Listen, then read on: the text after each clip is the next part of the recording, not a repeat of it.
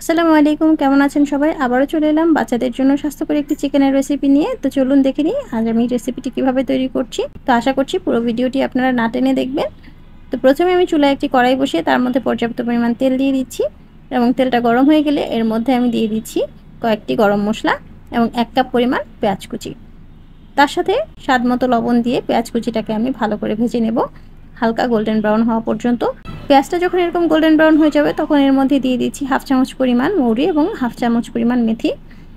মেথি এবং মৌরি আমাদের শরীরের জন্য অনেক উপকারী, এটা গ্যাস কমাতে সাহায্য করে। এরপরে এর মধ্যে আমি চিকেনের পিসগুলো দিয়ে দিচ্ছি। চিকেনগুলো দিয়ে আমি আবারও মাঝারি আঁচে এটাকে 5 মিনিটের মতন পেঁয়াজের সাথে ভেজে নেব, এতে করে চিকেনের টেস্টটা অনেক বেশি ভালো আসে। আর ব্রয়লার মুরগি একটু ভেজে নিলে খেতে বেশ ভালো লাগে। তারপর এর মধ্যে আমি ছোট ছোট আস্ত আলু এইভাবে করে হালকা সেদ্ধ করে দিয়ে দিচ্ছি। এরপরে আলুগুলোকে আমি চিকেনের সাথে আবারও ভালো করে ভেজে নেব। আলুতে প্রচুর পুষ্টিগুণ থাকে, তার মধ্যে ভিটামিন B6 থাকে প্রচুর পরিমাণে। এরপর 1 চা চামচ পরিমাণ আদা রসুন এবং 1 চা চামচ পরিমাণ বাদাম বাটা দিয়ে দিচ্ছি। এটাকে দিয়ে আলু এবং চিকেনটাকে আবারও একটু ভেজে নেব, যাতে করে আদা রসুনের কাঁচা গন্ধটা চলে যায়। 2 থেকে 3 মিনিট মাঝারি আঁচে ভেজে নিয়ে এর মধ্যে আমি হাফ চামচ হলুদের গুঁড়ো, হাফ চামচ মরিচের গুঁড়ো, হাফ চামচ জিরার গুঁড়ো এবং হাফ চামচ ধনিয়ার গুঁড়ো দিয়ে দিচ্ছি।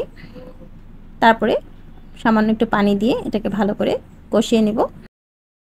মাঝারি আঁচে মশলাটাকে আমি কষিয়ে নিচ্ছি, হাই ফ্লেমে কষাতে গেলে মশলাটা পুড়ে যেতে পারে। তো মশলাটা কষানো হয়ে গেলে এর মধ্যে থেকে যখন তেল বেরিয়ে আসবে তার মধ্যে দিয়ে দিচ্ছি আমি কয়েকটা গাজরের টুকরো। আমি এভাবে গাজরগুলো ফালি করে রেখেছিলাম, সেগুলো দিয়ে দিলাম। গাজরে প্রচুর পরিমাণে ভিটামিন সি থাকে এবং বিটা ক্যারোটিনের অনেক ভালো একটা উৎস। তাছাড়াও থাকে মিনারেল, পটাশিয়াম, ম্যাগনেসিয়াম ও ফসফরাস ও আয়রন। এরপরে আমি পরিমাণ মতো পানি দিয়ে এটাকে সেদ্ধ হওয়ার জন্য একটা ঢাকনা দিয়ে ঢেকে দেব। মাঝারি আঁচে 10 থেকে 15 মিনিট রান্না করার পরে আমি চলে এলাম। এবার ঢাকনাটা খুলে দেখুন, অলরেডি আমার গাজর এবং আলুটা সেদ্ধ হয়ে গেছে।